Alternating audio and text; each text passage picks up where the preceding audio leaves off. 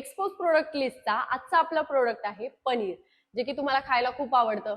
Recently तुम्ही काही videos पाहिले असतील ज्यामध्ये मोठमोठ्या ब्रँड्स कडे किंवा मोठमोठ्या हॉटेल्समध्ये लोक जाऊन पनीर चेक करताना तुम्हाला दिसले आणि काही ठिकाणी ते फेल जात होतं कारण की ते रिअल पनीर नव्हतं. तर सध्या पनीरमध्ये दोन व्हरायटीज येतात. त्यामध्ये एक असतं की जे रिअल पनीर असतं, जे प्युअर मिल्क पासून दुधापासून बनवलं जातं, आणि सेकंड आहे की अॅनालॉग पनीर. हा एक टाईप आहे ज्यामध्ये ते पनीर जे आहे ते पाम ऑइल आणि स्टार्च मिक्स करून बनवलं जातं. त्यामुळे हा एकदम पनीरचा खूप फालतू प्रकार आहे किंवा खराब प्रकार आहे, ज्यामधून तुम्हाला काहीही न्यूट्रिशनल व्हॅल्यू ही भेटत नाही. पण मग ते बाजारामध्ये का अवेलेबल असतं? कारण की हे खूप स्वस्त दरात अवेलेबल असतं आणि रिअल पनीरपेक्षा ह्याची शेल्फ लाईफ जी आहे ती खूप जास्त असते. तर मग ते कसं ओळखायचं की हे रिअल आहे की हे फेक आहे?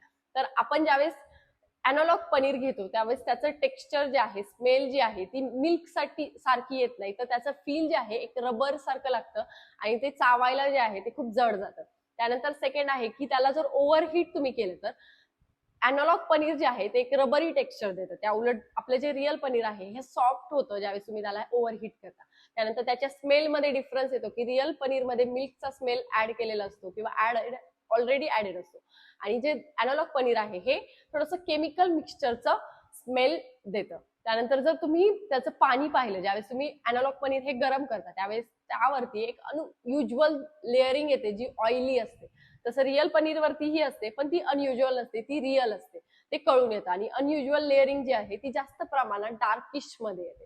तर मला सांगा, तुम्ही जे पनीर खाताय ते रिअल आहे की अॅनालॉग पनीर? हे चेक करायला तुम्ही नक्कीच विसरू नका आणि हा व्हिडिओ जास्तीत जास्त लोकांपर्यंत पाठवायला किंवा शेअर करायला विसरू नका.